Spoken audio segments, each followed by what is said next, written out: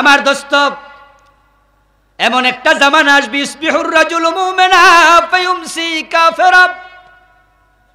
সহিহ মুসলিমের হাদিস। প্রিয় নবী বলেন, মানুষ সকাল বেলায় মুমিন থাকবে, সন্ধ্যা বেলায় কাফের হয়ে যাবে। জটিল সময় এসে গেছে, সাবধান। মুসলমান তালিকায় থাকবে, বাস্তবে থাকবে না। ইয়াতি আলান নাসি জামান লা ইয়াবকা মিনাল ইসলামি ইল্লা ইসমুহু। ইসলাম থাকবে না, শুধু নামটা থাকবে। আব্দুল্লাহ আব্দুর রহমানের অভাব হবে না, সব জায়গায় মুসলমান। সচিব মুসলমান, কিন্তু সচিব আলো ইসলাম দিয়ে চলবে না। মন্ত্রী হবে মুসলমান, মন্ত্রণালয় ইসলাম দিয়ে চলবে না। বিচারপতি মুসলমান, আদালত ইসলাম দিয়ে চলবে না। টেউনু সাহেব মুসলমান, উনার অফিস ইসলাম দিয়ে চলবে না। ওসি সাহেব থাকবেন মুসলমান, তার অফিস ইসলাম দিয়ে চলবে না। শিক্ষামন্ত্রী হবে মুসলমান, তার শিক্ষানীতি ইসলাম দিয়ে চলবে না। স্বরাষ্ট্রমন্ত্রী হবে মুসলমান, পররাষ্ট্রমন্ত্রী হবে মুসলমান। মুসলমানের অভাব হবে না, কিন্তু তাদের মাঝে ইসলাম পাওয়া যাবে না, এমন একটা জামানা আসবে। আসবে না? আসবে না, এসে গেছে। হ্যাঁ, শিক্ষামন্ত্রী মুসলমান, কিন্তু শিক্ষা মন্ত্রণালয়ের অবস্থা দেখেন। আল্লাহু আকবার, আল্লাহু আকবার। মাদ্রাসাগুলো, এগুলোকে ওরা শিক্ষানীতি দিয়ে ইসলাম বানায় নাই। এ দেশে মাদ্রাসা বানাইছে কারা? আলেম উলামারা। সরসিনার পীর, সোনাকান্দার পীর, ধামতির পীর, সেঙ্গুলার পীর, আড়াইবাড়ির পীর। একজন বড় আলেম পীর ছিল, যেখানে একটা মাদ্রাসা হয়েছে, সেখানে আলেম উলামারা পকেটে টাকা খরচ করে আজ থেকে ৭৩-৭২ বছর পরে শরীফবাগ মাদ্রাসা বানাইছে কারা? ইসলাম ওয়ালারা, যাদের কলিজা ইসলামের ভালোবাসা ছিল। কিন্তু ইসলামের মাদ্রাসার বাহিরে যান, primary, high school, college, university, class 1 থেকে MA পাস করে এমন সিলেবাস বানাইছে। MA পাস করার পরে দেখে দেখে কোরআন তেলাওয়াতটাও শিখা হয় না। এমন সিলেবাস বানাইছে, 1 থেকে MBBS শেষ করলো, বাবার জানাজার নামাজের ইমামতি করবে যোগ্যতাটাও। এমন ইঞ্জিনিয়ারিং বিশ্ববিদ্যালয় বানাইছে, ফার্স্ট ইয়ার থেকে লাস্ট ইয়ার পর্যন্ত। ও বন্ধু, কত রকমের এলেম শিখাইলো। কেমনে 10 তলা ভবনের ডিজাইন আঁকবে শিখাইলো, কেমনি ইলেকট্রিসিটি চলবে শিখাইলো, কম্পিউটার বিজ্ঞান শিখাইলো। কিন্তু মসজিদে ইমামতি করার জন্য কি যোগ্যতা লাগে? বাবা মরলে জানাজার নামাজটা কেমনে পড়ানো লাগে? অজুর 4টা ফরজ, নামাজের 13টার কানা হাকাম। ফার্স্ট ইয়ার থেকে লাস্ট ইয়ার পর্যন্ত কত সাবজেক্ট পড়াইলো, কোরআন হাদিসের 1 নাম্বারও পড়ানো হলো না। এমন সিলেবাস বানাইলো। শিক্ষামন্ত্রী মুসলমান, শিক্ষানীতিতে ইসলাম কই? এখন কি হয়েছে? এখন হয়েছে বছরে একবার মাহফিল হইব, শরীফবাগ মাদ্রাসা মাহফিল করবে। আর আমরা যারা কলেজে পড়ছি, স্কুলে পড়ছি, ইউনিভার্সিটি পড়ছি, আমরা মাহফিলে গিয়ে মাঠে বসবো, হুজুররা ইসলাম শিখাবে, আমরা শুনবো, দ্যাটস এনাফ। কিন্তু বাস্তবতা তো ভিন্ন। মাহফিলগুলোতে তো ইসলাম শেখানো হয় না। মাহফিলে কেউ ইসলাম শিখতেও আসে না। আমি ইসলাম শিখাতে আসিনি। ইসলাম যদি আমি শিখাতে আসতাম, তাহলে আমার দায়িত্ব ছিল আপনাদেরকে সবার আগে সূরা ফাতিহা মুখস্থ করানো দরকার, নামাজের 13টা ফরজ শেখানো দরকার, ওযু কেমনে করে শেখানো দরকার। এগুলো হচ্ছে ফরজ। এই যে ওয়াজ করতেছে, এগুলো তো নফল। যদি আমি এখন এই নফল ইমোশনাল ওয়াজগুলো না করে ইসলামের ব্যাপারে কিছু দিক নির্দেশনা দেয়া, এটাই হলো মাহফিল। এখানে ইমোশন দেয়া হবে, আবেগ দেয়া হবে, আপনি নিজে পড়া লাগবে। আমরা যদি সূরা ফাতিহা এখন মাস্ক করি, শ্রোতা থাকবো নি? কব উনারে ডাকাতে সূরা ফাতিহা শেখাইতে আনছে, হুজুর পড়ো শিখানো শুরু করি, পিছতে আস্তে আস্তে উঠব। আমার বন্ধু কান খুলে শুনুন, হাজার হাজার ঘন্টায় ওয়াজ শোনার চেয়ে সূরা ফাতিহা বিশুদ্ধ করে শিক্ষা করার গুরুত্ব, এটা ইসলামের ফাউন্ডেশন। তো মাহফিলে বসে আছেন, আপনি মনে করবেন ইসলাম শিখে ফেলছেন, মোটেও না। এই জন্যই তো আল্লাহ তাআলা কোরআনের প্রথম মেসেজ দিয়েছেন ইকরা। ইকরা অর্থ কি? শোনো না পড়ো। বলেন ইকরা অর্থ কি? আল্লাহ পড়তে বলছে। বাংলাদেশের লোকেরা সিলেবাসে এখন কোরআন হাদিস পড়ে না, বছর একবার মাহফিল শোনে, 2 বার শোনে, 5 বার শোনে। আমার প্রিয় ভাই, এমন জামান আসবে ওয়ালা ইয়াবকা মিনাল কুরআন ইল্লা রাসমুহু। 1400 বছর আগে প্রিয় নবী বলে গেলেন, কোরআন থাকবে না, শুধু তেলাওয়াতটা বাকি থাকবে। আজকের এই যুগে একবারে হুবহু মিলে গেছে, একবারে হুবহু। রমজান মাস আসলে 2 খতম, 3 খতম, 5 খতম, 10 খতম তেলাওয়াত চলছে। মসজিদগুলোতে তারাবির নামাজ হচ্ছে, বাবা ঠেলা ঠেলি। পাশের গ্রামের মসজিদে খতম তারাবি হইলে আমরা কি পারবো না? হাফেজ সাহেব ধরে নিয়ে আসো, বেতন কত লাগে প্রয়োজন আমি একা দিয়ে দিমু। খতম চলছে, খতম। কোরআন পড়ছে, সারিকু ওয়াসারিকাতু ফাকতাউ আইদিয়াহুমা, চোর ধরে হাত কাটো, তেলাওয়াতে আছে। এটা যে সমাজে দরকার, আদালতে দরকার, কারি সাহেবও বুঝে না, শ্রোতারাও বুঝে না, সবাই তেলাওয়াতে আছে। কোরআনের তেলাওয়াত থাকবে, আইন থাকবে না। আমাদের সংসদে যখন অধিবেশন বসে, টেলিভিশনে দেখবেন কারি কোরআন তেলাওয়াত করতেছে, কি চমৎকার। কোরআন তেলাওয়াত দিয়ে অধিবেশন শুরু হলো। যেই সংসদে তেলাওয়াত আছে, ওখানে আল্লাহর কোরআনের একটা আইনও পাস হয় না। তেলাওয়াত আছে, আইন থাকবে না। মাসাজিদুহুম আমিরা, মসজিদ লোক শূন্য হয়ে যাবে, রাসূল বলেন নাই। মসজিদে লোক থাকবে, ওহিয়া খারাবুম মিনাল হুদা, কিন্তু হেদায়াত থাকবে না। কি সুন্দর মিলে যায় বাংলাদেশের মসজিদগুলোর সাথে। এই দেশে হাজার হাজার মসজিদে এখন হক কথা বলা যায় না। হক কথা যে ইমাম বলে, ইমামের চাকরি থাকে না। সভাপতি সুদ খায়, ওই মসজিদে সুদের ওয়াজ ক্লোজ, বন্ধ। সেক্রেটারি ঘুষ খায়, ঘুষের ওয়াজ বন্ধ। সভাপতি এমন, সেক্রেটারি এমন, এই দেশে পাওয়া যায়। দাড়িও নাই, মোছও নাই, সভাপতি সেক্রেটারি সিগারেট টানে, এমনও আছে না নাই? এগুলো কিয়ামতের পুরা আলামত। ইজা উসিদাল আমরু ইলা গায়রিহি ফান্তাজিরি সাহ। আল্লাহর হাবিব সাল্লাল্লাহু আলাইহি ওয়াসাল্লাম বলেছেন, যখন দেখবা অপাত্রে দায়িত্ব গেছে, কিয়ামতের জন্য অপেক্ষা করো। ইমানদার পাওয়া কঠিন হবে। আপনি মনে মনে ভাবছেন, হুজুর কেমনে ইমান যাবে? আমি তো লা ইলাহা ইল্লাল্লাহ পড়ি দিনে 100 বার, ইমান যায় কেমনে? আমি বলবো, দোস্ত, লা ইলাহা ইল্লাল্লাহ পড়লে যদি মুমিন হওয়া যেত, গিরিশচন্দ্র সেন কি দোষ করছে? এই বই, এই তাফসীর, আপনার এই কোরআনের অনুবাদ যখন গিরিশচন্দ্র করে, লা ইলাহা ইল্লাল্লাহ পড়ে নাই, লিখে নাই, ভাবে নাই, গবেষণা করে নাই, মুমিন হইছে তো? লা ইলাহা ইল্লাল্লাহ আপনি বলবেন উনি তো নিজে নিজে পড়ছে, হুজুরের কাছে তো পড়ে নাই। আমরা তো মক্তবে হুজুরের কাছে পড়ছি। মুসলমান হওয়ার জন্য ধামরাই থেকে আমাকে ফোন দিছে 1-2 মাস আগে।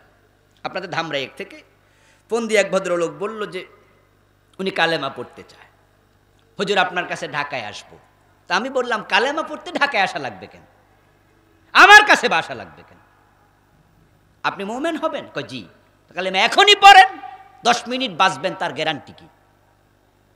ঢাকা পর্যন্ত আসার পথে মরে গেলে, অ্যাক্সিডেন্ট করে, অথবা এমনি কাফের হয়ে মারা যাবেন। কালেমা পড়ে মুমিন হয়ে যান। পড়েন আমার সাথে। আমার বন্ধু, কালেমা পড়লে মানুষ মুমিন হয়, এটাই সত্য কথা। কিন্তু রাসূলের হাতে আব্দুল্লাহ ইবনে উবাই কালেমা পড়েছিল, কিন্তু মোমেন হতে পারেনি। আব্দুল্লাহ ইবনে উবাই কালেমা পড়লো বিশ্ব নবীর হাতে, আর আমরা পড়ছি মক্তবের হুজুরের কাছে। আব্দুল্লাহ ইবনে উবাই মারা গেল, তার জানাজার নামাজের ইমামটা কে হলো? সহিহ বুখারীতে কিতাবুত তাফসিরে দেখুন, সূরাতুত তাওবার একটি আয়াতের ব্যাখ্যা এসেছে। হযরত ওমর ফারুক বলেন, রাসূলুল্লাহ আব্দুল্লাহ ইবনে উবাইর জানাজার নামাজের ইমামতির জন্য যাচ্ছিল, আমি শুনে বললাম, ইয়া রাসূলুল্লাহ, এর মতো জানাজার নামাজের ইমামতি আপনি করেন না। আল্লাহর হাবিব বলে, ওমর সারো, তার ছেলে এসেছিল, আমি তাকে ওয়াদা দিছি। ওর ছেলে আমার কাছে এসে বলেছিল, হুজুর আব্বা তো মারা গেছে, জানাজার নামাজটা একটু আমনে পড়ান। আমি বলছি, 150 যাও গোসল করাও, আসতেছি। আমি তো ওয়াদা দিছি। আল্লাহর হাবিব রওনা দিলেন। হযরত ওমর পিছন দিয়া জামা টেনে ধরল, হুজুর যাবেন না। বিশ্বনবী বলেন, ওমর জামা ছাড়ো। আল্লাহর হাবিবের জামা হযরত ওমর ছেড়ে দিয়ে এবার বলেন, ইয়া রাসূলুল্লাহ, আপনাকে থামানোর অধিকার আমার নাই, কিন্তু আমি একটু বলতে চাই, শুনুন। ওই জালেমের জন্য যতই দোয়া করেন, আল্লাহ দোয়া কবুল করবে। আল্লাহর হাবিব বলেন, ওমর, ওহী আসা আমার কাছে, ফতুয়া দেও তুমি, ঘটনাটা কি? তুমি জানলা কেমনে? হযরত ওমর বলেন, ইয়া রাসূলুল্লাহ, আপনি তো কোরআন থেকে শুনিয়েছেন, আল্লাহ তাআলা বলছেন, ইস্তাগফির লাহুম আও লা তাস্তাগফির লাহুম, ইন তাস্তাগফির লাহুম 70 মাররাতান ফালান ইয়াগফিরাল্লাহু লাহুম। আল্লাহ তাআলা বলছেন, তার জন্য, তাদের জন্য, মুনাফিকদের জন্য ক্ষমা না চাওয়া না চাওয়ার সমান। 70 বার চাইলেও আল্লাহ ক্ষমা করবে না। আমি এজন্যই কইতাছি, রাসূল বলে, ওমর, আমি 70 বারের বেশি তার জন্য ক্ষমা চাইব। রাহমাতুল লিল আলামিন মুনাফিকের জন্য ক্ষমা চাচ্ছে। কত দয়ার সাগর, কাফেররে ক্ষমা করে দেয়। লা তাসরিবা আলাইকুমুল ইয়াউম, বিদায় হজের দিন এই কথা বলে সব শত্রুরে ক্ষমা করে দিছে। কাফেররে ক্ষমা করে দেয়, মুনাফিকরে ক্ষমা করে দেয়। কিন্তু আমরা সে নবীর উম্মত দাবি কইরা ক্ষমা তো করি না, উল্টা অপবাদ দিয়া জেলে দিয়া দেই,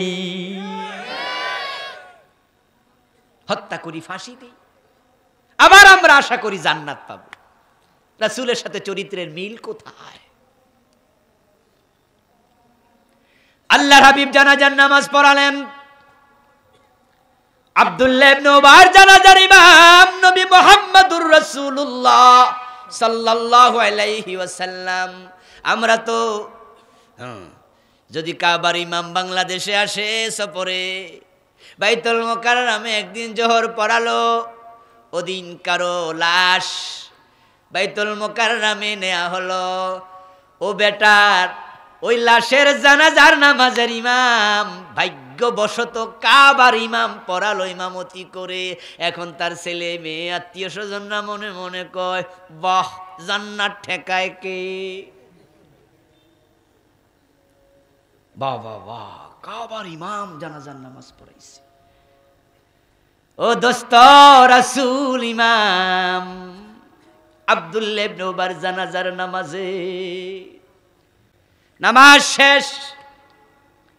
আব্দুল্লাহ ইবনে উবাইর ছেলের নাম ছিল আব্দুল্লাহ, তিনি ভালো মুমিন ছিলেন। বিশ্ব নবীর কাছে গিয়ে বলেন, ইয়া রাসূলুল্লাহ, আমার বাবার আমল কেমন আপনি জানেন, আমিও জানি। অবস্থা তো ভালো না, কবরে কি হবে বুঝি, তবে আমি ছেলে, আমার তো সয় না। যদি আপনার গায়ের জামাটা খুলে দিতেন, আমার বাবার লাশটাকে আপনার জামা পেঁচায়া কবরে রাখতে চাই। মনে মনে ভাবছেন, রাসূলের জামার ওসিলায় আল্লাহ যদি মাফ টাফ করে। মদিনার প্রেসিডেন্ট জামা খুলে দিলেন। সুবহানাল্লাহ পড়বেন না? আল্লাহু আকবার বলেন ভাইয়েরা। কত উদার আমার প্রিয় নবী। আহা, আর আমরা কোথায় গেছি? আমরা হুজুরদেরকে কাফের বানাইয়া দিতেছি, ফাসেক বানাইয়া দিচ্ছি, ফতুয়া দিয়ে ইসলাম থেকে খারিজ করে দিচ্ছি। রহমত নাই, দয়া নাই, ভালোবাসা নাই। আল্লাহর হাবিবের জামার মাঝে আব্দুল্লাহ ইবনে উবাইর লাশ জড়ানো হলো।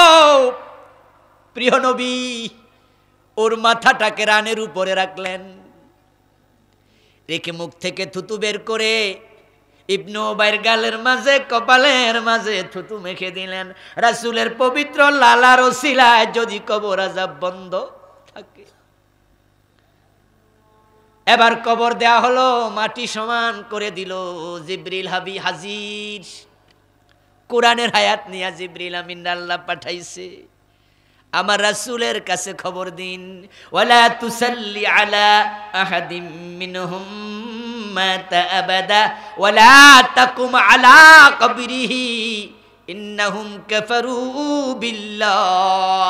ও রাসূল, এ জাতীয় লোকের জানাজার ইমামতি আর করবেন না, কবরের পাশেও দাঁড়াবেন না, লাভ নাই, তাদের ঈমান নাই। রাসূলের হাতে কালেমা পড়লো, রাসূলের পিছনে নামাজ পড়লো, রাসূল সাল্লাল্লাহু আলাইহি সাল্লাম জানাজার ইমাম হলেন, রাসূলের জামাত জড়ায়া কবরে রাখা হলো, রাসূল থুতু দিয়া মুখ মেখে দিলেন। আল্লাহ কয় সে কাফের, ঈমান নাই।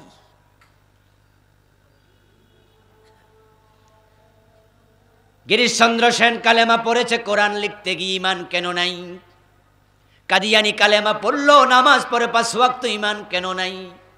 ওই ভণ্ড পীরের পায়ে সেজদা দিল লোকটা, নামাজও পড়ে, ঈমান কেন নাই? তাহলে বুঝতে হবে শুধু কালেমা পড়লে মুমিন হওয়া যায় না, কালেমার কিছু দাবি আছে, সেটা পূরণ করতে হয়।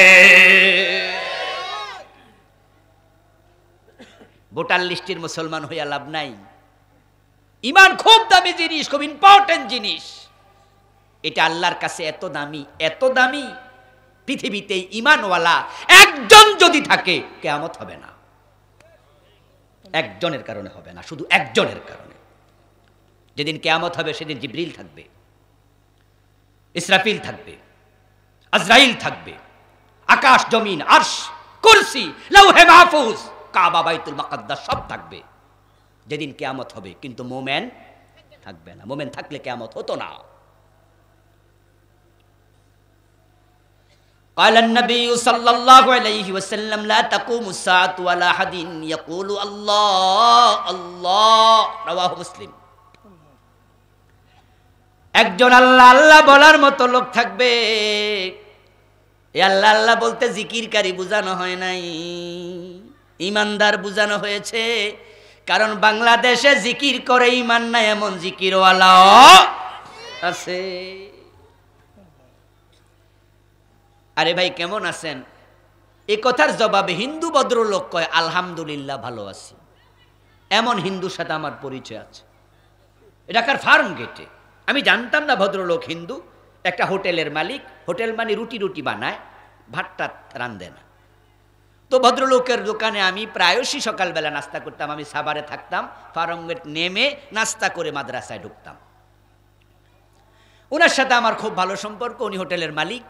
তো আমি গেলেই সালাম দিত, অগ্রিম সালাম। আমি সালাম দিতে পারছি এমন খুব কম মনে পড়ে, আগে সালাম দিয়ে দিত। তো আমি জিজ্ঞাসা করতাম কেমন আছেন? আলহামদুলিল্লাহ ভালো আছি। আপনি কেমন আছেন? ভালো আছি। হরমোনজনিত কারণে ভদ্রলোকের মাথায় চুল ওঠে না, তো মুখে দাড়িও নাই। তো এখন তো হরমোনজনিত কারণে চুলও নাই, টাকওয়ালা, মুখে দাড়ি নাই। এখন আলহামদুলিল্লাহ বলার পরে তো মুসলমান না মনে করে থাকার কোনো সুযোগই নাই। একদিন দেখি ভদ্রলোকের চেয়ারে এক ব্যক্তি বসে আছে, ওদিন উনি নাই। হোটেলের ম্যানেজার বা কোনো দায়িত্বশীল, তার কোলে এক ভদ্র ছোট্ট বাচ্চা বসা। আমি উনাকে বললাম যে বাচ্চার কি নাম? এটা কার বাচ্চা? নাম কইল হিন্দু। বাচ্চা কার? আমার কয় দাদার। আমি কই হইস দাদা? দাদারা কেডা? কম আপনার লগে তো কত বালা সম্পর্ক, আপনি কোন দাদা কেডা? আমি আটকে উঠলাম, আরে যেই লোক আমারে সালাম দেয় আলহামদুলিল্লাহ ভালো আছি, হে যে দাদা, আমি তো টের পাই নাই।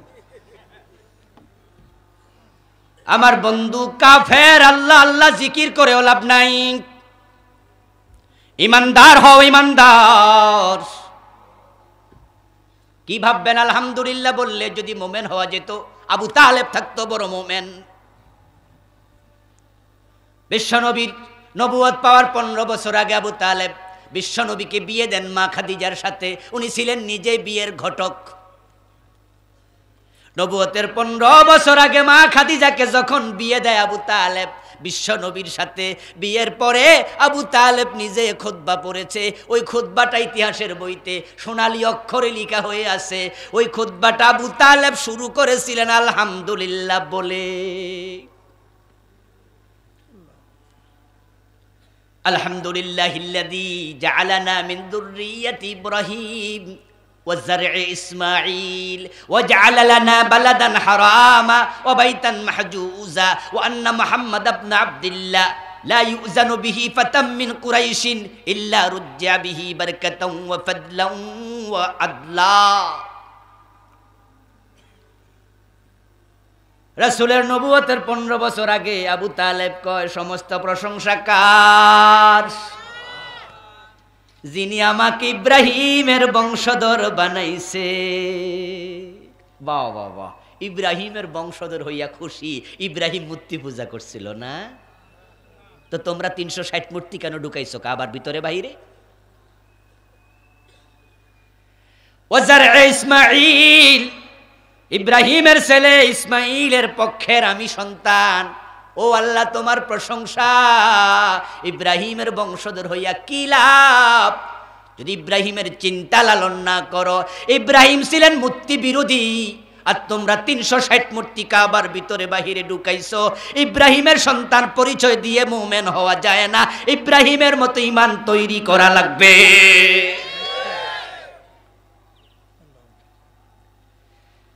যে আবু তালেব আলহামদুলিল্লাহ বলে খুতবা শুরু করলো, মরার সময় রাসূল কয় চাচা একটাবার কালেমা পড়েন। কয় জি না।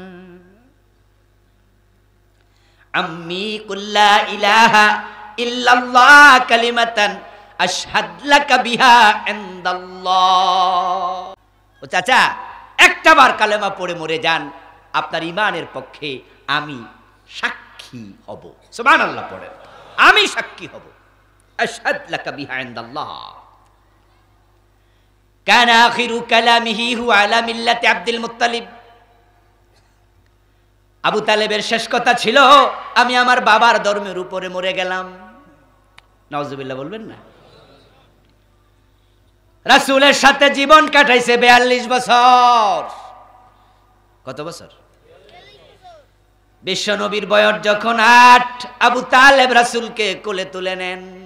রাসূলের বয়স যখন 50, আবু তালেব তখন মারা যায়। 42টা বছর বটগাছের মতো ছায়া দিছে, কোলে পিঠে করে রাখছে, কিন্তু কালেমা পড়ে মুমিন হতে রাজি হয় নাই। আলহামদুলিল্লাহ বলে খুতবা দিয়া লাভটা কি?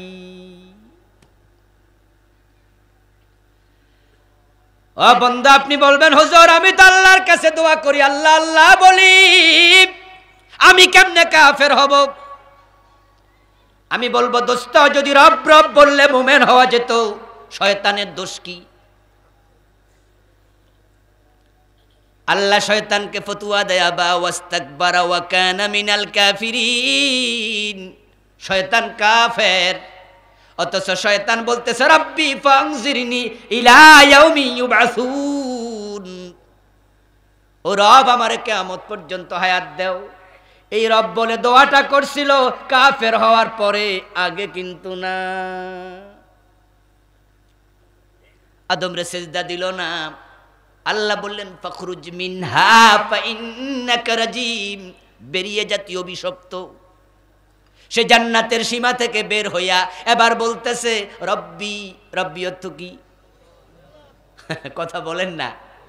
হে আমার রব, আমারে কিয়ামত পর্যন্ত হায়াত দাও। হে আমার রব, আমি তওবা করছি, আমারে ক্ষমা করো। এটা বলল। রব্বি ফানজিরনি ইলা ইয়াউমি ইউবাসুন, আমারে কিয়ামত পর্যন্ত হায়াত দাও। তিনি এত বড় দয়ালু, এত বড় দাতা, শয়তান চাইছে তারেও ফিরায় না। ইন্নাকা মিনাল মুনজারিন, যা যা কিয়ামত পর্যন্ত হায়াত দিলাম। শয়তান কয় রব, আল্লাহ কয় তুই কাফের। কি আশ্চর্য! শয়তান দোয়া করছে কার কাছে? কথা বলতে হবে, সবাই বলুন কার কাছে? তো একে আল্লাহরে মানে না, না মানলে দোয়া করে কেন? বরং তার ঈমান কম কোথায়, সে আল্লাহর কাছে চায়। আর আমাদের কত লোক খাজা বাবার কাছে চায়, হেরা সে শয়তান অনেক বালা। শয়তান শয়তান হইয়া বোঝে দেয়ার মালিক কে, তাই চাইছে কার কাছে? আর আমনে চান খাজা বাবার কাছে, ছেলে দাও, মেয়ে দাও, চাকরি দাও, বাকরি দাও। আপনি বড় টুপি মাথায় দিয়া, বড় জামা গায়ে দিয়া, বক্তা সাজা মাহফিল আইসা আপনি বলতেছেন খোদার দন রাসূলকে দিয়া খোদা গেছে গায়েব হইয়া।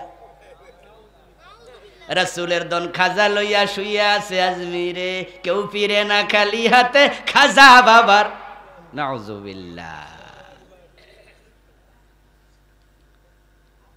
শয়তান আল্লাহর রব বলে কাফের কেন?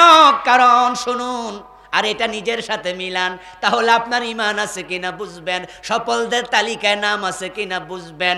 শয়তান কাফের হওয়ার কারণ, আল্লাহ কয় আদম রে সিজদা করো, সে আল্লাহর আইনটা মানে নাই। আল্লাহরে রব বলে ডাকে, রবের আইন মানে নাই, তাই তার ঈমান থাকে নাই। আমাদের দেশ আল্লাহ বলার লোকের অভাব নাই, আল্লাহর আইন মানার লোকের বড় অভাব। আল্লাহর আইন তো মানেই না, যারা মানার কথা কয় উল্টা ওদেরকে জঙ্গি বলে গালি দেয়। আমার ভাই, আপনি আল্লাহ আল্লাহ বলছেন, মক্কার কাফেররা কি কইতো? এরাও আল্লাহ আল্লাহ কইতো। হ্যাঁ, সকালবেলা 1000 বার আল্লাহ আল্লাহ, বিকালবেলা আবার 1000 বার আল্লাহ আল্লাহ। মনে করতেছেন আপনি মুমিন, অফিসে গেলে গোশ না দিলে সাইন করে না। এই ভাই, দিবেন নি? দিবেন নি? দিলে তাড়াতাড়ি দেন, নয় কিন্তু আজান হয়েছে, মসজিদে যাবো, গোশ চাইতে আছে। বুঝেন নাই? ক্লায়েন্ট রে কয় দিলে কি দেন, তাড়াতাড়ি দেন, সময় কম, আর 15 মিনিট আছে জামাতের। নামাজ পড়ে সুদে টাকা লাগায় এমন নামাজি আছে না নাই? নামাজ পড়ে হারাম খায়, সারাদিন হারাম খায়। আল্লাহর আইনের বিরুদ্ধে কথা বললে নামাজি চেহারা কালো হয়ে যায়। কাদিয়ানি কাফের হলো কোরআনের 4 অক্ষর না মানার কারণে। শয়তান কাফের হলো আল্লাহর একটা আইন না মানার কারণে। আর আপনি ডজন ডজন আইন মানেন না। আপনি মুমিন দাবি করেন, আল্লাহ কয় চোর ধরে হাত কাটো, আপনি কোন জিনা। আল্লাহ কয় জেনা করলে পাথর মারো, 100 বেত লাগাও বিবাহিত হলে, আপনি মানেন না 50 বছরে একবারও। রাসূল কয় মদ খাইলে 80 বেত লাগাও, আইনের ব্যাপারে খবর নাই। নবী মুহাম্মদ বলেন আমার মেয়ে ফাতেমা চুরি করলে তার হাতটাও আমি কেটেই দেব।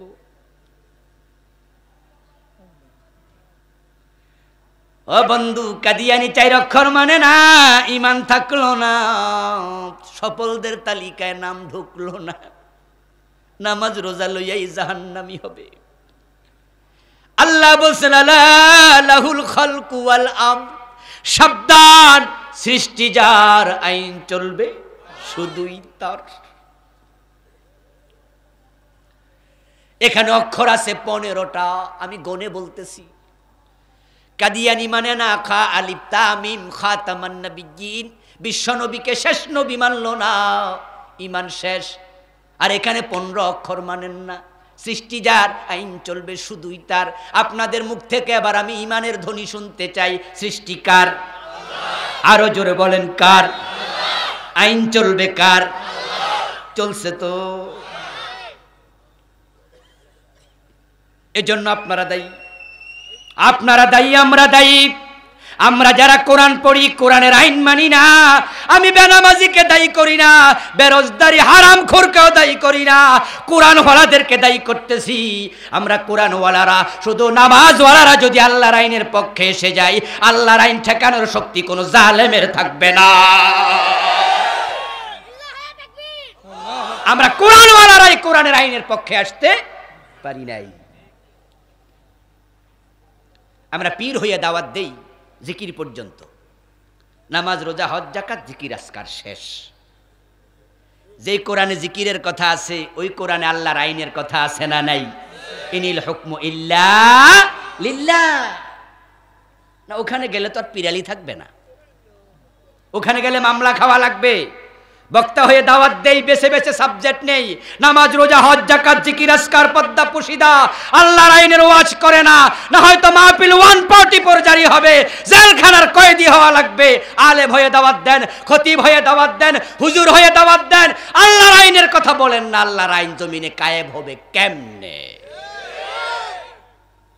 সুবিধাবাদী, সুবিধাবাদ জিন্দাবাদে মোমেন হওয়া যায় না। আরে ভাই আল্লাহর কাছে দোয়া তো সবাই করে, বিপদে পড়লে হিন্দুও করে। আল্লাহ আল্লাহ বললি কি মোমেন হওয়া যায় আইন বাদ দিয়া? ইসলাম একটু কঠিন হয়ে গেল আমার ওয়াজে, ঠিক না? না রে ভাই, আল্লাহ ডিসকাউন্ট দেয় না। ডিসকাউন্ট দিয়া জান্নাত দেওয়ার কোনো দরকার আল্লাহর নাই। মানলে সবটা মানো, না মানলে আউট। বিসমিল্লাহর বা থেকে মিনাল জিন্নাতি ওয়ান নাসের সিন পর্যন্ত যা আছে সব মানো। মোমেন হবেন ওই নাকে রশি ঢুকানো ওটের মতো হবেন, স্বাধীন ওটের মতো নয়। কালান নবী সাল্লাল্লাহু আলাইহি ওয়াসাল্লাম আল মুমিনু কাল জামালিল আনিফ হাইতুমা কিদান কাদ। প্রিয় নবী বলেন, যে মুমিন হয়েছে সে তো সেই ওটের মতো হলো যে ওটের নাকের ভিতর মালিক রশি ঢুকাইয়া দিছে। ওই ওটটা আবার মন মতো চলে না, মালিকের টান মতো। রশি তো ঢুকাইয়া দিছে নাকের ভিতরে, মালিক টানে যেদিকে কদম দিতে বাধ্য সেদিকে। উল্টা পাল্টা করলে নাকটা ছিঁড়ে যাবে। ঈমান আনার পরে কোরআনের একটা আইনের সাথে দ্বিমত করবা, ঈমানটা চলে যাবে। সকাল বেলায় মুমিন, সন্ধ্যা বেলায় কাফের হবে। আর সাবিরু আলা দীনিহি কাল কাবিদ আলাল জামার। যে সত্যিকার অর্থে দ্বীনের উপর টিকে থাকতে চাইবে ওই জামানায় হাতের মাঝে আগুন রাখার মতোই কঠিন হবে। আমার বন্ধু, সূরাতুল মুমিনুনে আল্লাহ তাআলা মুমিনের কিছু গুণাবলী বলেছেন, তারপরে বলেছেন উলাইকা হুমুল ওয়ারিসুন। এই গুণাবলীগুলো অর্জন করবে যে মুমিন, সে জান্নাতের মালিক হবে। আমি আল্লাহ তাআলার কাছে দোয়া করতে চাই আপনাদেরকে সাথে নিয়ে, ও আল্লাহ আমাদের সকলকে জান্নাতি মুমিনের তালিকায় ঢুকায়া দাও। আবার বলেন আমিন। ইমানের যত্ন নেবেন ভাইয়েরা, খুব যত্ন নেবেন। ইমানের মতো দামি কোনো সম্পদ পৃথিবীতে আর নাই। যে জিনিস যত দামি সেটা চুরি হওয়ার সম্ভাবনা তত বেশি। ইমান থাকে কলবে, এই জন্য শয়তানও থাকে কলবের পাশে। আর শয়তানু জাসিমুন আলা কলবি বনি আদম। প্রিয় নবী বলছে, শয়তান কলবের পাশে কি গাপটি মেরে বসে থাকে। সে মাথায় বসে না, হাতে বসে না, পেটে বসে না, হাঁটুতে বসে না। সে জানে ইমান হাঁটুতে নাই, ইমান মাথায় নাই, কান্দে নাই, ইমান কলবে। চুরি করতে চায়, চুরি করতে চায়। কুফরি ঢুকাই দিবে, শিরিক ঢুকাই দিবে। এখন বলুন তো, শিরিক থেকে বাঁচতে হলে শিরিকগুলো চেনা দরকার আছে না? নিফাক থেকে বাঁচতে হলে নেফাক চেনা লাগবে না? কফর থেকে বাঁচতে হলে কফর চেনা লাগবে না? ইবাদত শেষ করে দিচ্ছে বেদাত ঢুকাইয়া। আজকে আল্লাহর জিকিরের মতো কত দামি জিকির, এর মাঝে বেদাত ঢুকাইয়া দিছে। দুরূদ শরীফের মতো এত সুন্দর আমলের ভিতরে বেদাত ঢুকাইয়া দিছে। শয়তান হাততালি দিয়ে হাসে আর কয়, বেশি বেশি জিকির করো, অসুবিধা নাই, বেদাতি বানাইছি।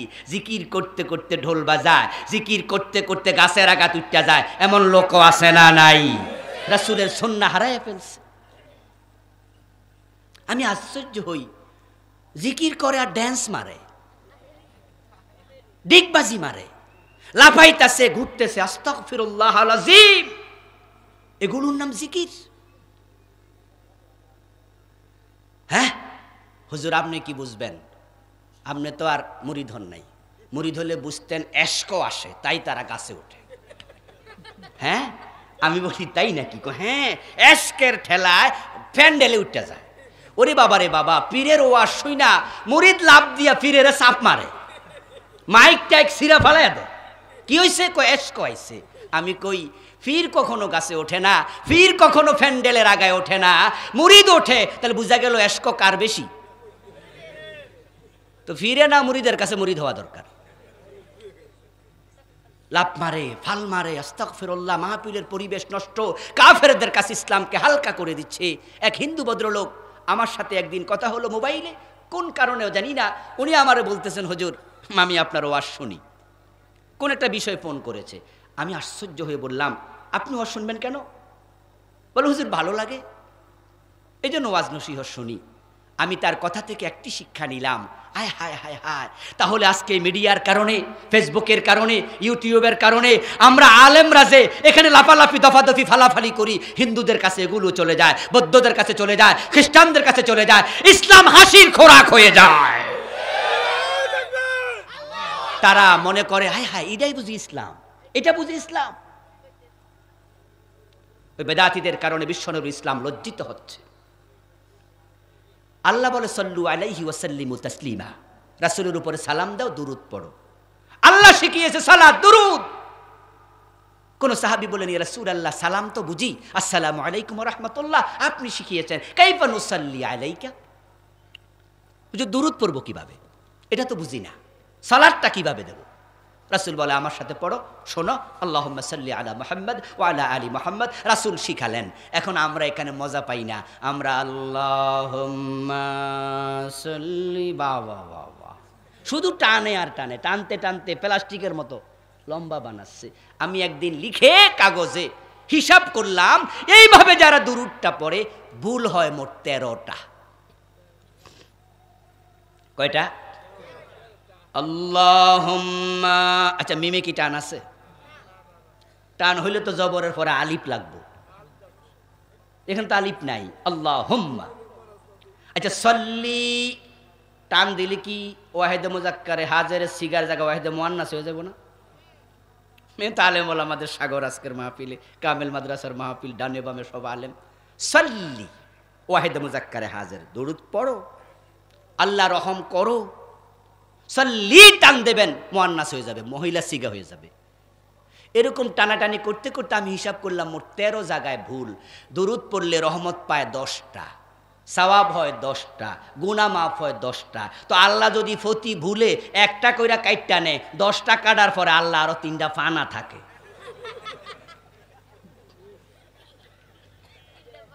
বেদাত ঢুকাইয়া শয়তান আমল শেষ করে দিচ্ছে। আমি শিরকের উপর একটি বই লিখেছি, বাংলাদেশে চলমান 29টা লিখেছি। বেদাতের উপরে লিখেছি, বাংলাদেশে চলমান 38টা লিখছি। আপনি পড়ে হয়তো আঁতকে উঠবেন, ভাববেন যারে বাবা আমিও এটা করি, করছেন তো। এজন্য শিরক মুক্ত ঈমান, বেদাত মুক্ত আমল তৈরি করুন, সফল মুমিনদের কাতারে নাম ঢুকবে ইনশাআল্লাহ। ও দুটা বই সহ মোট 5টা বই স্টেজে আজকে থাকবে। গত মাসের আগের মাসে এটা নতুন এসেছে। ব্যক্তি ও পরিবার গঠন ইসলাম, 450 হাদিস দিয়ে, তার উপরে 250 উপরে আয়াত দিয়ে পুরা জীবনকে সাজিয়েছি আলহামদুলিল্লাহ। এটা আপনারা স্টেজে পাবেন, স্টেজে পাবেন। দোয়ার পরে আমরা যখন শেষ করব তখন নিতে পারবেন। নামাজের উপরে, সালাতের উপরে একটি লিখেছি হাদিস দিয়ে শুধু, এরপরে মিরাজের উপর একটি আছে। এভাবে ইনশাআল্লাহ বইগুলো স্টেজ থেকে সংগ্রহ করার অনুরোধ করছি। আজকের মাহফিলে এসে আপনারা খুশি আছেন? সবাই খুশি? এই মাহফিলটা ভবিষ্যতে হোক চান?